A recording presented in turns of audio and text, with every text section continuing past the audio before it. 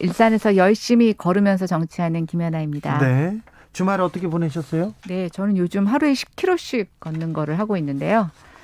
그게 평일에는 되게 힘들잖아요. 네. 그래서 주말에 이제 더 많이 못 채운 걸어요? 것들을 더 좀 많이 걸어서 채우고 있습니다. 열심히 주말에 걷고 있습니다. 네. 무릎 조심하십시오. 네. 네, 알겠습니다. 네.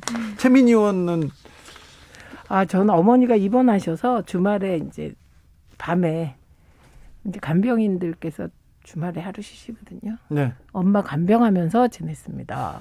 최민희 의원님 대학교 때 운동하고 그래가지고 어머님이 속상해하시고 그러셨어요? 당연하죠. 그랬어요? 그래서 저는 네. 불효를 많이 해서 나이 들어서라도 어쨌든 최선을 다해야 합니다. 네, 알겠습니다. LH 투기 사건 계속해서 큰 공분을 사고 있습니다. 자, LH 투기 사건은 계속 불이 옮겨가더니 갑자기 대통령 사저 문제로 갔어요. 급기야 문재인 대통령이 직접 SNS에 글을 올립니다. 좀 그만들 하시죠. 좀스럽고 민망한 일입니다. 이렇게 얘기했는데 이 부분은 어떻게 보십니까, 김연아 위원님? 저는 좀 대통령이 많이 불편하신 심기를 드러내신 거라고 생각이 되고요. 네. 뭐 사전 논란에 대해서 뭐 역대 대통령마다 야당이 제기를 했었고 뭐 불편하실 수는 있다는 생각은 드는데요. 네. 요즘 다른 뭐 굉장히 국민들에게 공분을 사는 여러 가지 사회적 이슈가 있는데 네. 그거에 대해서는 SNS에서 특별한 대응을 안 하시다가 이 문제에 대해서 좀 이렇게 그것도 좀 좀스럽다는 표현을 쓰시면서 대응하는 모습을 보면서 어떤 그거에 대한 진위 여부를 떠나서 약간 감정이 실렸다. 그다음에 지금 공적인 것보다는 좀 개인적인 것에 대응하고 계시구나 이런 생각을 좀 했습니다. 감정이 당연히 실렸죠. 그런데 최민희 의원님? 국민의힘이 진짜 할 일 없다. 네, 그리고 오늘은 늘 국민의힘 도우미로 열심히 하시는 느낌을 주는 진중권 씨조차 이런 비판을 왜 하냐 이렇게 나올 정도로 저는 좀 이해가 안 갔습니다. 그래서 정말 저도 국민의힘이 좀스럽고 민망한 일을 하고 있다. 그래서 이 논란은 끝냈으면 좋겠는데 제가 제일 웃겼던 비판 중에 하나가 이게 국민의힘 쪽 비판인지 그냥 보수 언론 비판인지 이명박 대통령 사저의 2.5배다. 그렇게 네. 크다. 뭐 이런 얘기는 정말 조선일보 보도죠. 희대의 코미디 같아요. 왜냐하면 강남 금싸라기 땅과 그 지방에 그 땅이 같습니까? 그래서 이건 정말 욕을 하기 위한 욕을 계속 생산하는구나. 그래서 LH에 편승해서 대통령이 투기한 듯이 이렇게 몰아가서 누군가, 국민의힘이라고 특정하기는 어렵지만 누군가 이득을 보려고 하는 정말 좀스럽고 민망한 일은 언론도 그만해 줬으면 좋겠습니다. 이명박 대통령 사저에 2.5배다. 문재인 대통령 사저가. 이 보도에 대해서는 어떻게 보세요? 그러니까 이제 일단 뭐 지방하고 서울하고 집값 차이도 있고요. 그다음에 같은 돈이면 뭐 서울보다는 지방에서는 면적이 넓겠죠. 그러니까 뭐 저는 이거는 그렇게 이런 것 하나하나 이렇게 지적할 문제는 아니라고 생각이 돼요. 근데 제가 좀 생각하는 건 정말 뭐 특별하게 생각하지 않을 거면 사소한 건데 왜 이런 거에 대응을 하셨을까라는 게 하나 있고요.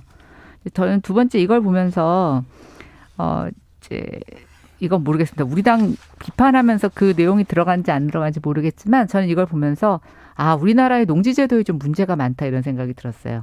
농지제도에? 예, 원래 농지는 그 농사 지으라고 사고 팔라고 되어 있는데 대부분에 보면은 농지를 그런 목적으로 샀다가 중간에 다 전용을 합니다. 그게 법을 어겨서가 아니고요. 의뢰 그런 식으로 다 하는 거죠. 근데 이번에도 이제 그 해명에 보면은 결국은 대통령 사저 안에 경호동을 지을 땅이 없기 때문에 주변 농지를 매입을 하셨다는 거거든요. 그리고 어쨌든 절차를 밟으셨다는 건데 원래 그 절차가 제가 봤을 땐 시장에서 뭐구나 다 하는 일종의 약간 꼼수 같은 편법 같은 겁니다. 법을 어긴 건 아니지만 원래 그런 목적으로 하지 말라고 하는 건데 그렇게 한 거라서. 근데 이게 제가 좀 말씀드리고 싶은 게 뭐냐면 지금 이제 LH 직원들이 그 신도시 지역에 농지를 사가지고 이제 일종의 다른 용도로 전환되는 거에 대한 이득을 기대한 거잖아요. 같은 용도는 아니지만 저는 한번 생각해 봤어요. 이제 지금 20명 정도 투기 의심 사례가 있다고 하는 것을 적발을 했는데 이 사람들한테 신도시 지역이 아닌 것만 빼면 저는 농지 소유에 대해서 투기 혐의로 밝혀내기가 어려울 거라고 보고 있어요. 그 얘기는 뭐냐면 그만큼 우리가 농지 소유 제도와 이용 제도에 대해서 허점이 있다는 겁니다. 그런데 지금 이제 공교롭게 맞물려 있다 보니까 저는 그런 부분에 있어서는 오히려 대통령 경호실이나 비서실에서 이걸 추진하면서 야, 이거 농지 제도 이러면 안 되겠다. 뭐 제도 개선 하나 해주셨으면 더 좋았지 않았을까 그런 생각을 해봅니다. 아이고, 경호실은 그런 거 추진하는 데 아닙니다. 경호실은 오직 대통령을 경호하기 때문에 사실 대통령께서는 매곡동 사저로 그냥 그 매곡동은 잘못 양산으로 양산의 그 전에 집으로. 사시던 곳에 그냥 가시겠다고 했는데 네. 이게 전직 대통령 경호상 안 돼서 하신 거고 가장 중요한 건 투기 분위기를 풍기고 싶어 하시는데 대통령의 사저는 개인적 매매가 안 됩니다. 투기가 불가능하고요. 네. 네, 그렇기 때문에 투기가 성립이 안 되고 그다음에 농지 관리에 대해서는 제일 문제가 부재지주들이죠. 근데 그 부재지주는 사실 돈 가진 사람들이 많지 않겠습니까? 근데 이제 얘기를 거기까지 확대하는 거는 뭐 지금 주제가 아니라 그만하겠습니다만 예를 들면 이걸 야당에서 발표할 때 이런 식의 꼼수 쓰시면 안 돼요. 그러니까 예를 들면 뭐 사저 경호시설 예산이 62억인 것처럼 이렇게 얘기를 하는데 사실은 원래 경호처 방어직 이 경비가 경찰청에서 할 때는 돈 안 들었습니다. 경찰 예산에 편입이 돼요. 원래 대통령을 경호할 때 근접 경호는 경호실에서 하고 외곽 네. 경호는 경찰에서 했는데 그게 법이 바뀌었죠. 네, 바뀌어서 그 경호 예산으로 다 편입이 된 겁니다. 전직 대통령의 직접 예산으로. 근데 이런 예산으로 따지면 지금 감옥 가신 MB는 퇴임 이후 무려 59억 원의 비용을 쓰신 거거든요. 그러니까 이런 것까지 들춰내서 어거지로 대통령을 투기로 연결시키려는 거 이미지상. 아, 이건 정말 좀스럽고 민망하다고 생각합니다. 그래서 이 논란은 그만하는 게 좋을 것 같아요. 아니 그러면 아예 대통령께서도 과거 대통령들처럼 혼이 비정상이라거나 과거 대표처럼 혼줄 났냐, 뭐 정신줄 났냐 이런 식의 정말 그런 그 나쁜 말들 쓰셔야 하나. 저는 이 정도면 굉장히 절제된 표현이라고 생각해서 아 이거 그만하시고 그냥 LH 그러니까 저는 그냥 대응 안 하시고 여당 의원들이라든가 아니면 최민희 의원처럼 이렇게 밖에 나와서 방송하시는 분들이 이렇게 자세하게 얘기하면은 그냥 지나갔을 일이라고 생각하고 그냥 야당이 하는 얘기도 지나갔을 것 같은데 저는 이거 사실 그날 대응하시는 게 이렇게 뉴스에 그러니까 뭐 이렇게 카드 사진처럼 떴어요. 카톡방에. 그래서 저는 가짜 뉴스인 줄 알았어요. 그래요? 네, 왜냐하면 제가 생각하는 문재인 대통령의 성정상 이런 단어를 쓰셨을 거라고 생각을 못했거든요. 뭐 좀스럽다는 단어가 쪼잔하다 뭐 이런 뜻인데. 아니 그래서 그냥 저는 개인적으로 그렇게 생각합니다. 뭐 굉장히 개인적으로 기분이 불쾌하셨다. 여기까지는 인정합니다. 근데 그게 대통령은 공인이잖아요. 개인이 아니고. 그러니까 대통령이 공인인데 감옥 가신 분이 두 분 있는데 저는 무슨 얘기를 하는 거냐면 문재인 대통령은 성인 군자여서 늘 이래야 된다. 이런 거 아니요, 저는 성인군자라고 얘기한 적은 없어요. 그러니까 대통령도 그러니까 우리가 대통령에 대해서 생각하는 국민들의 품격이라든가 수준이 있는 거죠. 그러면 대통령의 품격 얘기하시면 안 되죠. 국민의힘이 사실. 아니 그러니까 저희가 게 저희 대통령이 품격이 높았다고 얘기하는 게 아니고요. 높은 정도가 아니죠. 두 분 다 감옥에 계시는데 그러니까 그게 이런 그렇다고 하는 게 아니라 계속 이러는 촛불 거 정신을 곤란합니다. 얘기하시고 오늘 새롭게 또 선출된 대통령이시잖아요. 권현숙님께서 오죽 기가 막혔으면 대통령이 그랬겠어요. 새겨 들으세요. 국힘당 이렇게 얘기했고요. 1500님은 대통령이 좀스러워요. 이런 의견도 주셨습니다. 아무튼 LH 투기 사건이 갑자기 대통령의 사저 논란으로 갔습니다. 다시 또 아방궁 얘기가 나오기도 하고요. 참 이 문제가 어떻게 좀 최민희 의원은 이제 그만 좀 하시라 이렇게 얘기했고 최민희 의원은 왜 거기에 대응을 하셨을까 대통령이 그 얘기합니다. 좀 이제는 잦아들까요? 대통령까지 나왔으니까. 뭐 지금 이거 말고도 너무 이슈된 얘기가 많잖아요. 지금 뭐 백신의 지속적인 우리 접종 문제 또 이제 이게 확대되면서 국민들이 어떻게 방역을 해야 될지 또 지금 최근에 코로나 확진자 수가 좀 줄어들지 않기 때문에 여러 가지 좀 걱정거리가 많고요. 또 지금 LH 수사 이제 조사 끝나고 수사로 넘어갔는데 정말 국민들이 납득할 만한 수사 결과가 나올 수 있을지 또 재발 방지 대책이 만들어질지에 대한 이런 고민들이 많아서 저는 이 이슈는 대통령 사저 논란은 이제 뭐 그거보다 더 중요하고 시급한 이슈가 있다 이런 생각이 듭니다. 이게 그런데- 치고 빠지기. 예. 네, 그런데 이 대통령 사저 기사가 너무 많이 나와서 저도 깜짝 놀랐습니다. 사안의 중요성보다 변창흠 장관이 사의를 표명했습니다. 자, LH 당 투기 의혹 이 어떻게 정리될까요? 정리 잘 되고 있다고 보십니까? 그리고 국회에서는 뭐 하고 있는지, 왜 전수조사는 안 되는지 이런 부분에 대해서도 좀 전반적으로 얘기해 주십시오. 김연아 의원님. 네, 오늘 제가 저희 원내대변인 논평을 하나 받았는데요. 저희 이제 전수조사와 관련된 개인 동의 다 받았다고. 아, 그래요? 네, 그러면서 전수조사 합니까? 네, 그래서 민주당 빨리 그 동의 받아가지고 제출하라고 저희 원내대변인이 논평을 냈더라고요. 이제 그래요? 네. 국민의힘에서 국회의원 전수조사 하겠다.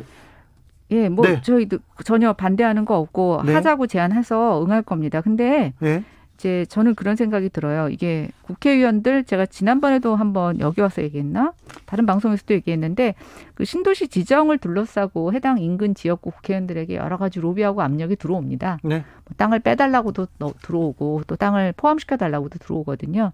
그리고 지금 LH 직원들 15,000명 중에서 지금 20명밖에 안 나왔다는 거잖아요. 네. 그리고 그 조사에는 차명이나 친인척이 갖고 있는 토지는 지금 아직 드러나지 않은 그것도 겁니다. 조사해야죠. 수사해야죠. 그런데 저는 그런 거예요. 제일 지금 급한 게 뭐냐라고 보면 이렇게 여러 사람을 뭐 모래 아래에서 이렇게 뭘 찾아내듯이 하는 게 아니라 조금 특정 사안이나 조건에 대해서 찾고 나서 좀 수사를 넓혀가면서 이렇게 퍼즐을 맞추는 식의 수사를 해야 오히려 이것에 대한 실체를 우리가 좀 더 명확하게 찾아낼 수 있지 않을까. 그래서 이제 특정 지역에서 어떤 투자나 투기 패턴을 우리가 발견을 하게 되면 그것을 다른 지역에 이제 이렇게 비추어서 조사하게 되면 훨씬 더 쉽게 할 수 있지 않을까라는 생각이 들어서 오히려 저는 지금 여당이 제시하는 방법이 정말 시간 끌기 같고 그다음 물타기 하는 것 같다는 오해를 충분히 줄 수 있는 상황이라고 생각해요. 최민희 의원. 그 시간 끌기 하면 불리한 게 여당인데 여당이 시간 끌기 하겠습니까? 그러니까 그거는 앞뒤가 조금 안 맞는 지적이 아닌가 싶습니다. 우선 국회의원 전수조사에 개인 동의서를 다 제출했다고 하니 네. 이게 사실이고 빨리 국회의장한테 제출해서 이 조사가 시작되길 바랍니다. 민주당이 뭐 오늘 중으로 하지 않겠습니까? 근데 네. 이게 제가 언론 보도에선 아직 못 본 것 같습니다. 그래서 이게 사실인지는 제가 나중에 확인해 볼게요. 보도에 제가 나왔습니까? 지금 그 저희 원내 대변인 논평이 문자로 왔는데요. 예. 제가 좀 읽어드리면 국민의힘은 이미 국회 전수조사를 위한 의원 102명의 찬성 동의 절차를 마친 상태이다.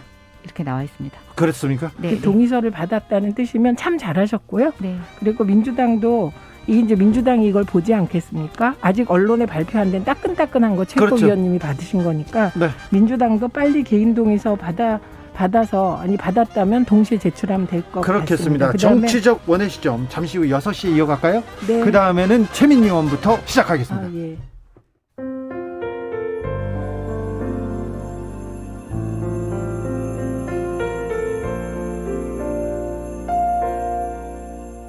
KBS 라디오 연중기획 희망충전 대한민국 421번째 이야기. 안녕하세요. 아나운서 이연주입니다. 유담이 아빠는 작년 이맘때를 떠올리면 가슴이 벅차오릅니다. 결혼 12년 만에 아들 유담이를 품에 안고 감동의 눈물을 흘리던 그날. 하지만 지금은 유담이를 그때처럼 안아줄 수가 없습니다. 어느 날 갑자기 백혈병 진단을 받은 유담이 아빠. 어린 유담이보다 면역력이 한참 떨어지게 된 아빠는 유담이를 멀리서 바라볼 수밖에 없습니다. 그래도 아빠는 가족들의 따뜻한 눈맞춤 덕분에 힘이 납니다. 언젠가 마주하게 될 봄처럼 환한 일상을 기대하며 오늘도 유담이 가족은 서로에게 미소를 선물하고 있습니다.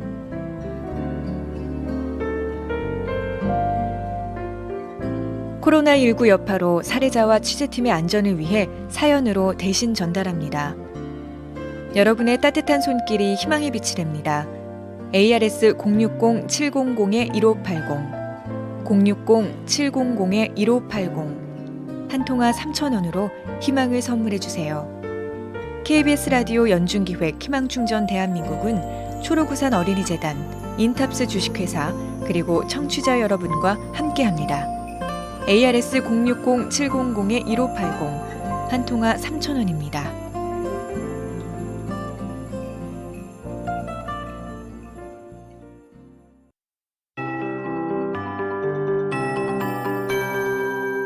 KBS 58분 날씨. 내일과 모레 전국적으로 황사가 뒤덮을 것으로 예상이 됩니다. 어제부터 중국 내몽골과 고비 사막 부근에서는 황사가 발원을 했는데요.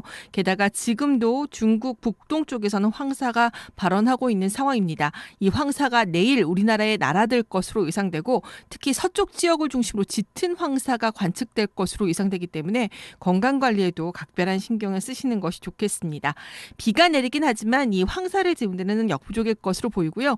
북서쪽에서 기압골이 다가오게 되면 오늘 강원도 동해안 지방을 제외한 중부지방과 전라권, 또 경상남도 서부 내륙 지역과 남해안, 제주도 지방에 비가 내릴 것으로 보이고 이 비는 내일 새벽이나 아침까지 이어지겠습니다. 제주도 지방의 경우 10에서 40mm, 전남권은 5에서 10mm, 나머지 지역들은 5mm 안팎의 비를 내다보고 있고요. 아침에 비가 그치고 나면 하늘은 맑아질 것으로 보이지만 앞서 전해드렸듯이 전국적인 황사 예상되고 있습니다. 내일은 아침 최저 기온 서울 영상 4도를 비롯해 전국은 영하 1도에서 영상 13도, 낮 최고 기온도 평년 기온을 크게 웃도는 날씨로 서울은 13도 안팎까지, 부산은 19도 안팎까지 오르겠습니다. 내일 새벽까지는 강원 영동 지방을 중심으로 강한 바람이 불겠고 내일 새벽부터 오전 사이는 경상북도 지역에 강풍이 예상됩니다. 지금 서울 기온은 13.8도입니다. 윤지수입니다.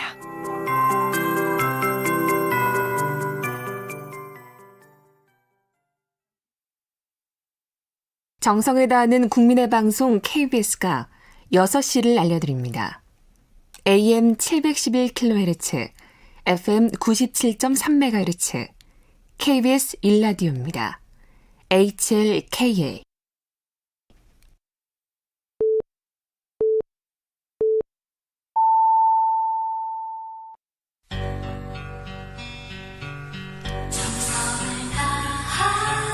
정성을 다하는 국민의 방송 KBS 주진우 라이브. 그냥 그렇다고요. 주진우 라이브 정치적 원의 시점 최민희, 김연아 최민희 두 분과 함께하고 있습니다. 먼저 최민희 의원. 아까 얘기하던 거. 네. 그래서 우선 이게 이제 재보궐선거를 놓고 공방의 소재로 삼는 거 당연하죠, 야당은. 그리고 계속 하셔도 됩니다. 네. 근데 여당은 재보궐선거를 놓고 공방만 해서는 안 되는 존재예요. 그렇죠. 네, 그래서 여당이 해야 될 일은 이게 조사의 한계는 우리가 다 알고 있었잖아요. 그러니까 신속한 수사 네. 해야 되고 그 말씀하신 것 중에 왜 범위를 넓힌다는 부분이 있잖아요. 이 범위가 그 LH의 투기 의심 직원부터 그 가족 이 수준이 아니라 선출직은 다 하자 뭐 이런 얘기까지 나오잖아요. 예. 저는 그건 순서를 정해서 단계적으로 얘기해야지 아까 말씀하셨듯이 막 범위를 무한하게 확장시키는 거는 그거는 오히려 좀 수사를 질질 끌게 하려는 목적이 있을 수도 있다고 생각합니다. 그렇기 때문에 그러나 국회의원은 상징성도 있고 네. 그리고 이미 국회의원들이 절대 농지 가지고 있다고 그런 사람들도 있고요. 한겨레에서 보도 나온 게 한두 개가 아니고 정보도 가지고 있지 않습니까? 네, 정보를 가질 위치인 저는 처음엔 상임위 국토위부터 하자 이런 주장이었어요. 그래, 국토위 예결위부터 해야죠. 네, 거기가 예결위 국토위가 핵심인데 그중에서도 국토위가 핵심이기 때문에 그렇죠. 하자는 의견인데 300명 전수조사로 가면 국민들 보시기에 좀 속이 시원하지 않을까 이런 생각입니다. 거기에는 게다가, 김연아 의원도 동의하죠? 그럼요. 네, 그런데 그 선출직에 그 뭐 10년 다 하자. 좋습니다. 근데 우선 현역부터 하고 그다음에 가야지 한꺼번에 통으로 다 하자는 안 하자는 것과 같다고 생각해요. 근데 그래서 저는 그 조사 참 잘하셨습니다. 조사 방법의 네. 문제인데요. 사람을 갖고 조사하지 말고 지금 신도시 예정 지역의 토지의 소유자들을 갖고 역추적을 하자는 거죠. 먼저 네, 효과적으로. 그러면은 거기 네. 토지 소유 사항에는 옛날 의원들도 있다 보니까 이게 지금 사람으로 하게 되면 뭐 그럼 10년 전 사람을 하느냐, 5년 전 사람을 하느냐 그러는데 저는 그래서 토지를 중심으로 해가지고 조사와 수사를 좀 펼쳐나가자는 게 제 주장입니다. 그 네. 국수본에서 듣고 있지 않을까요? 김연아 의원님의 저 제안, 부동산 그 전문가예요. 주변 토지 소유자들 중심으로 좁혀가는 건 저는 사실은 그건 이미 수사기관에서는 해야 되는 일인데 그렇죠. 김연아 의원님이 강조하시니 그 좀 듣고 계시면 하시면 좋겠습니다. 즉시. 아니, 그러니까 저는 당연히 그렇게 갈 줄 알았는데 지난번에 이제 정세균 총리가 1차 조사하실 때 보니까 이제 사실은 조사 단계에서 한계도 있었지만 사람들 직원들 중심으로 이제 막 이렇게 조사를 했고 또 겨우 달랑 나온 게 20명인데 전수조사고 이제 첫걸음이라고 하지 않습니까? 아니 그렇기는 한데 일단 저 민변하고 참여연대에서 13명이었고 그 외에 기사들로 좀 나온 것도 한두 개 됐는데 20명이라고 하니까 이제 이런 생각이 드는 거예요. 많이 나와도 걱정이죠. 많이 나오면 정말 더 절망인데 국민들에게 있어서 이게 과연 조사가 제대로 된 건가? 또 거기에 보니까 뭐 개인 동의 받느냐고 일주일 걸렸고 친인척 빠지고 뭐 차명 빠졌다고 하니까 굉장히 국민들로 입장에서는 좀 맥 빠지는 거죠. 네, 그래서 그렇죠. 근데 요거는 짚어야 돼요. 저는 김학의가 나가는 그 도피하는 과정에서 예. 일부 김학의 도피를 막는 과정에서 절차상의 문제가 있었다고 지금 뭐 난리가 나지 않았습니까? 네, 검찰에서 수사 의지를 보이고 중앙지검장을 있습니다. 막 그게 네. 절차의 문제인데 그 부분에 대해서 성범죄자가 뇌물 받은 자가 도피하는데 야 이것도 절차를 따져주네. 우리나라 되게 절차를 지키는 나라 됐네. 원래 그래야 됐는데 네. 그런데 이번에도 동의서 안 받고 그냥 하면 그게 다 불법이래요. 그러니까 저는 그 정세균 국무총리께서 이걸 늦추고 싶겠습니까? 여당 출신이신데 빨리 하려고 해도 꼭 거쳐야 되는 절차가 있었지 않았을까 합니다. 안 그러면 또 나중에 개인 동의서 안 받고 들여다봤다 그래갖고 검찰이 또 정세균 총리 소환하면 어떡합니까? 제가 그래서 개인 동의를 피하는 방법이 토지 등기부 등본을 먼저 띄워가지고 하자는 거죠. 아니, 그렇게 하면 그러니까 생각보다 그 부분은 빨랐다는 건데. 그다음에 이제 조사의 한계는 인정을 합니다. 근데 조사를 그럼 건너뛰고 수사로 넘어간다? 그것도 못할 일이고 그러니까 민변과 참여연대에서 제기한 문제되는 사람들 그분들 거 들여다봐야 되잖아요. 개인 정보를. 그래서 저는 동의 과정을 생략한다는 것도 한계가 있지. 그래서 저는 이게 수사를 빨리 들어가라. 이거는 받아들여집니다. 근데 조사 결과가 왜 그 모양이냐. 그건 조사의 한계가 아닌가 합니다. 수쌍님께서 이런 의견 주셨어요. 정부에서 못하겠으면 그 권한 저한테 넘기세요. 투기조사 어려운 게 아니라 의지가 없는 겁니다. 이렇게 하면서 정부를 좀 질타하는 의견이 있습니다. 좀 많습니다. 자, 시흥에서 여의도로 좀 오시죠. 여의도로. 안철수 국민의당 서울시장 후보 기세가 조금 사그러들고요. 오세훈 국민의힘 후보의 기세가 아주 가파르게 상승세에 있습니다. 지금 국민의힘이 고무돼 있습니다. 네. 뭐 감사합니다. 예전에는 저희가 여당 지지율이 빠질 때 그 반사이익을 받지 못했어요. 심지어는 조국 사태 때도 그렇게 받지를 못했었는데 최근에는 보면 여당 지지율이 빠질 때 그 반사이익이 고스란히 국민의힘으로 오는 것 같습니다. 그렇습니다. 그래서 이제서야 좀 국민들에게 신뢰를 회복하는 단계에 이른 게 아닌가 생각이 들어서 글쎄 고무적이라고 표현해야 될까요? 아니면 이제서부터 정말 좀 새로 시작한다라는 마음. 그리고 원래 좀 계속 못하다가 누가 잘한다고 칭찬해주면 좀 힘이 나지 않습니까? 네. 그래서 이제 약간 그렇게 여태까지 계속 지다가 좀 힘을 얻는 단계? 그런 단계라고 생각해 주시면 되겠습니다. 오세훈 후보가 이긴다고 보십니까? 이겨야 합니다. 이겨야 합니다. 네. 저는 이길 거라고 생각합니다. 네. 90% 얘기하는 당직자를 본 적이 있는데요. 몇 네. 퍼센트 생각하십니까? 저는 99% 생각하고 있습니다. 최민희 의원님? 네, 오세훈 후보가 될 가능성이 높죠. 지금은. 높습니까? 왜냐하면 이 분위기라는 게 경선이라는 게 이 추세를 반영하거든요. 그 네. 추세를 거스르지 않아요. 그러니까 오세훈 후보가 상승세이다가 갑자기 팍 떨어지는 며칠 사이에 그런 일이 일어나기 힘들고 저는 이게 김종인 위원장이 안잘알이라. 네. 예, 제가 정알못 뭐 이런 얘기 있지 네. 않습니까? 안철수 후보를 너무 잘 알아요. 안알못이 아니거든요. 네. 근데 제가 초기에 김종인 위원장이 안철수 대표를 너무 잘 알아서 네. 결국은 그 국민의힘에 있는 다른 중진들이 안철수 후보 예찬론 하시는 분도 있잖아요. 몇 명 있었죠. 네, 그런 분들 쫓아가면 국민의힘은 실패한다. 근데 김종인 위원장이 안 대표 너무 잘 알기 때문에 결국은 안 대표가 좀 기세가 꺾일 거다. 이런 생각을 처음부터 했고 그건 2012년에 단일화를 해본 민주당에서는 안철수 대표랑 국민의힘이 단일화한다고 했을 때 네. 한번 당해보시라 좀 이런 분위기가 있었다고 네. 말씀드렸는데 처음부터 안철수 대표가 첫 단추 잘못 끼웠죠. 어떻게요? 처음부터 그 야권 단일 후보가 되고 싶으면 국민의힘에 입당하든지 흡수 통합을 하든지 뭐 이런 방식을 해야 되는 거였습니다. 네. 제가 보기에는. 예. 그런데 지금은 만약에 극적으로 안철수 후보가 서울시장 후보가 된다고 하더라도 그렇게 간단치 않을 겁니다. 되는 순간부터. 그래요. 네.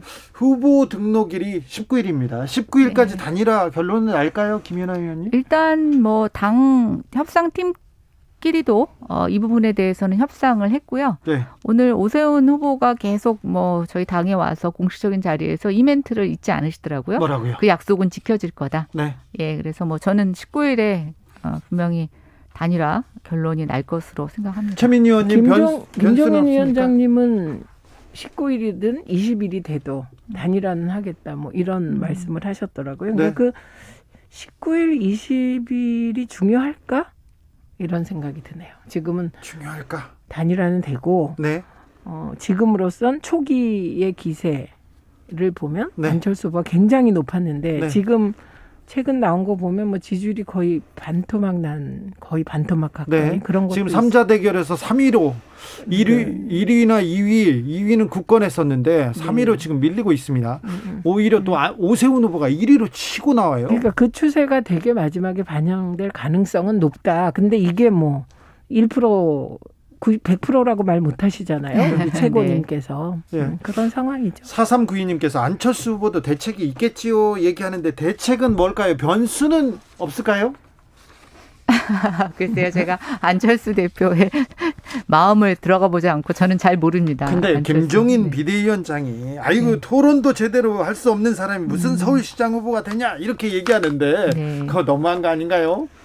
뭐 정치가 너무한 게 어디 있습니까? 아, 지금 그래요? 협상 중에 그러면 있는데. 아까 대통령께서 좀스럽고 민망하다는 발언도 정치에 너무한 게 없습니다. 네. 오늘 상당히 그 부분이 아프신가 봅니다. 아니 네. 저는 아픈 게 아니라 기분이 나쁩니다. 네. 그 부분에 국민의 대해서 한 사람으로서. 네. 그래서 저 사실은 만약에 우리 대통령께서 김종인 위원장처럼 어떤 사람에게 저렇게 말했다면 네. 정말 난리가 났을 텐데 김종인 위원장님도 사실 되게 중요하거든요. 지금 야당 대표, 네. 제1야당 대표도 그런 말씀을 하시잖아요. 네. 그러니까 이건 제가 플러스 마이너스로 보면 국민의힘이 대통령께 너무했다. 그리고 대통령도 오죽하시면 그랬겠냐. 이거로 결론이 날 일이다. 네. 제가 뒤끝 있죠. 네, 뒤끝 있으십니다. 자, 한마디 하세요. 아니요, 저는 어쨌든 네. 뭐 그래도 문재인 대통령이 출범할 때 문재인 정부에 대한 기대감이 있었는데 네. 이번에 그 문구를 보면서 기대감을 조금 기대 수준을 낮춰야 되겠다 이런 생각을 했습니다. 이선호님께서 3파전 갑니다 이렇게 얘기했는데 3파전으로 갈 가능성이 있습니까? 글쎄요, 저희가 바라지 않는 시나리오 중에 하나이고요. 네. 이왕이면 지금 안 후보도 단일화를 본인이 굉장히 처음부터 주창을 했고 또 후보자 간에 지금 합의를 했잖아요. 근데 네. 저는 만약에 단일화가 안 된다면 그것을 깨는 사람은 안철수 후보일 거라고 보여집니다. 지금의 상황에서. 네. 예, 근데 그러면 저는 정말 정치적으로 타격이 있을 거라고 생각이 됩니다. 네. 조성빈님께서 오세훈 후보 입장에선 단일화 필요 없을 듯해요. 단일화 하지 않아도 안철수 대표 그러면 지지율 흡수할 것 같습니다. 이 얘기죠? 사실 지금의 지지율 3자 대결에서도 오세훈 후보가 앞서가는 이 지지율이 사실은 오세훈 후보 입장에서 오히려 단일화를 안 바랄 것 같은데 오세훈 후보가 우린 꼭 단일화하겠다 이렇게 계속 얘기하면 안철수 후보는 좀 불안하겠죠. 네. 진정성을 의심하고 막 이런 지금이 되게 미묘한 상황 같습니다. 예, 아니 그리고 이 단일화 얘기는 사실은 안철수 후보가 먼저 꺼냈거든요. 예. 예, 그 국민의 염원이다. 뭐 이걸 저해하면 안 된다 해서 모든 명분을 이걸로 끌어왔는데 만약에 본인이 마지막에 승복하지 않고 단일화에 승복하지 않는 모습을 보인다면 아니면 또는 단일화 직전에 뭔가 본인이 불리할 것 같아서 이걸 깨고 나온다고 하면은 저는 이제 진짜 어려울 거라고 봐요. 저는 한 가지 좀 불확실하긴 한데 이런 가능성이 있을 것 같습니다. 이런 식으로 계속 오세훈 후보가 치고 올라가면 안철수 후보가 양보할 수 있죠. 극적으로. 아니요. 저는 그거는 뭐 그 극적 양보하고 이게 이제 수용하지 못하는 거하고 좀 다른 건데요. 그렇죠. 예, 단일화가 양보라는 건 단일화가 된다는 거잖아요. 근데 지금 저희가 단일화가 안 되는 경우를 제가 상정하자면 그게 바라는 저희의 사실은 최악의 시나리오죠. 안 바라시겠죠. 아니, 그러니까 저희가 가정하는 최악의 시나리오라고요. 예. 오세훈 후보가 서울시장 후보가 되면 네. 안철수 대표의 미래는 어떻게 된 겁니까? 이제 윤석열 전 총장에게 뭐 계속 러브콜을 보내게 되지 않겠습니까? 근데 이 부분도 이미 김종인 위원장이 예견하시고 네. 그것도 둘이 얘기 안 됐는지 안 됐는지 모르겠다 이렇게 초를 벌써 치셨습니다. 네. 그 부분 네. 얘기를 하셨죠? 뭐 모르겠습니다. 저는 뭐 정치 경력이 많지는 않지만 제가 보는 관점에서 이번에 후보가 되지 못하신다면 안철수 후보는 글쎄요. 앞으로 정치를 펴 나가시는 데 있어서 좀 저는 쉽지 않을 것 같다. 많은 그렇죠. 동력을 상실할 것 같다. 그런 생각이 듭니다. 상실해도 어려워도 대권 도전하시는 게 이쪽의 법칙 아닐까요? 뭐 그거야 또 다른 판단이죠. 네. 1719님께서 안철수 후보는 도대체 몇 번을 양보해야 합니까? 이렇게 얘기하는데 양보라. 네. 6281님께서는 국민이 정하는 대로 단일화가 될 겁니다. 걱정하지 마세요. 걱정 노노 이렇게 얘기했습니다. 단일화 막판입니다. 여권이든 야권이든 단일화하고 그리고 진검승부를 펼쳐야 되는데 4월 7일까지 어떤 변수가 있고 어떤 고비가 있는지 저희가 정치적 원의 시점에서 꼼꼼하게 잘 따져보겠습니다. 자, 오늘 말씀 감사합니다. 마지막으로 하실 말씀 있습니까? 시민 여러분 꼭 투표장에 4월 7일 날 나가서 어머. 투표 행사해 주시면 좋겠습니다. 그거 지금 하신 까먹어요. 우선 저는 LH 사태가 네. LH 해체하고 그리고 이게 주택공사랑 토지공사가 합쳤는데 두 공사가 조금 다 문제 제기를 많이 받는데 합치니까 비리가 이미 예고된 게 아닌가. 비리 그래서- 공룡이 돼버렸어요. 예, 그래서 정부 여당은 이거 뭐 재보궐의 일희일비 뭐 이런 거 할 일이 아니라 부동산 적폐 청산을 위한 근본적인 대책을 신속히 마련해야 한다고 생각합니다. 그렇게는 만들어야죠, 김연아 의원님. 그럼요. 저는 해체 수순 밟는 게 맞다고 생각이 되고요. 해체보다 더 급한 건 뭐냐면 지금 3기 신도시 잠시 멈추셔야 됩니다.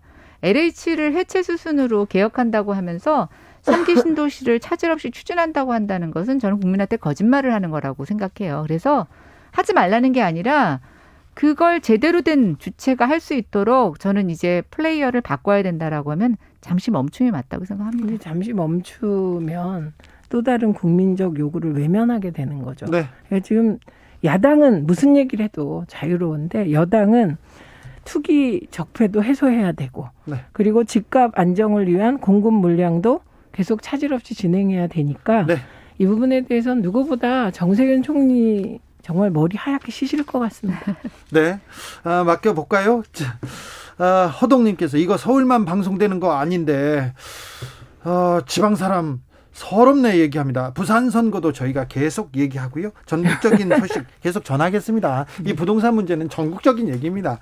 자, 오늘 말씀 감사했습니다. 정치적 원의 시점 김연아, 최민희 두 분 감사합니다. 네, 고맙습니다. 감사합니다.